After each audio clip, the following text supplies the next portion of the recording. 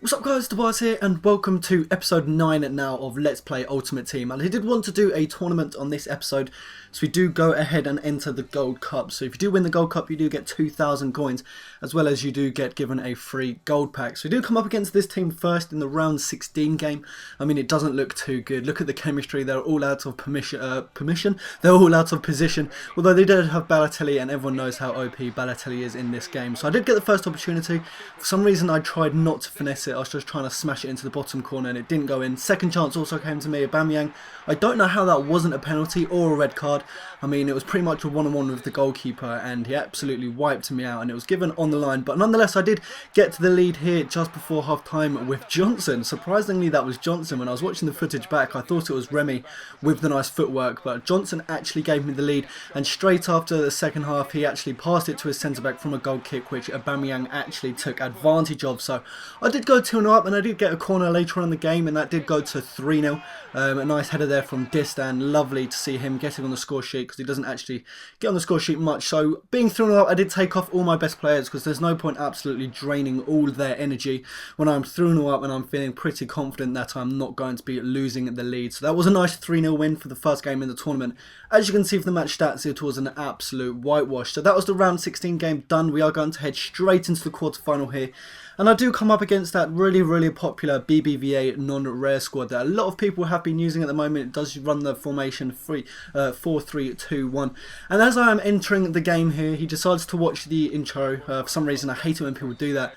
And that happens. My Xbox overheats and it just randomly decides to restart. So I was hoping it wouldn't affect my DNF, but that was wishful thinking on my behalf. I was absolutely going mad. If you follow me on Twitter, you will have seen that. So when I do go back into Ultimate Team, I did get that, and it is absolutely kicked my did not finish in the absolute nuts. So I did go straight back into that tournament because I did want to give it a run and I did want to go and win it. So we didn't make any squad changes. We did just leave it as it was, and we did go into this game here. So again, the chemistry isn't too bad. I mean, he's playing a left mid in the centre attacking mid position and a right mid in the centre attacking mid position.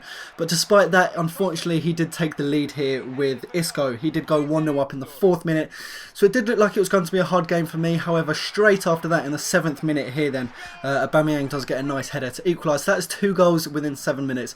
So I was expecting a lot of goals in this game, and that is exactly how it did turn out. 13th minute there then, we did go 2-0 up with Pastore, and we did get a penalty straight after that, which we did take advantage here of with Pastore. As you can see, I got him to take the penalty, and a nice penalty into the top left here. So in the 40th minute, we were 3-1 up. Unfortunately, before half time, he did actually manage to claw one back in the near post, OP with the goal there. So we did actually go into the half time at 3-2. So we were still in the lead, so I was looking pretty confident. In the 51st minute here, then I did get Remy to run down the ring, and an absolutely lovely diving header then from Aubameyang. So I believe that was 4-2 to me, so I was looking extremely strong at this point. I was unfortunate to lose the ball here then. My centre-backs, they aren't very strong in the air. It's one thing I'm finding with them, so I'm going to be improving them here. He got a lucky rebound with Salviola here to actually bring it back to 4-0. As you can see, that I did punch my controller and it did actually turn it off. But Sissoko actually saves the team here with an absolutely splendid goal there then, to put me 5-4 up in the 70th minute, I believe that was. But straight after that, I could not keep the lead, and again he got a lucky rebound there again with Isco to actually bring him back to 5-all, and he actually absolutely destroys Sacco here then, and he does actually go 5-4, and again I punch my controller in rage, turning it off, because unfortunately that is how the game ended. So we did actually get knocked out of the tournament the first time round in a 6-5 defeat. So as you can see there, then Nobody FC did get knocked out of the cup, which was annoying because that would have been the quarterfinal if it wasn't for my Xbox overheating and ending the game there.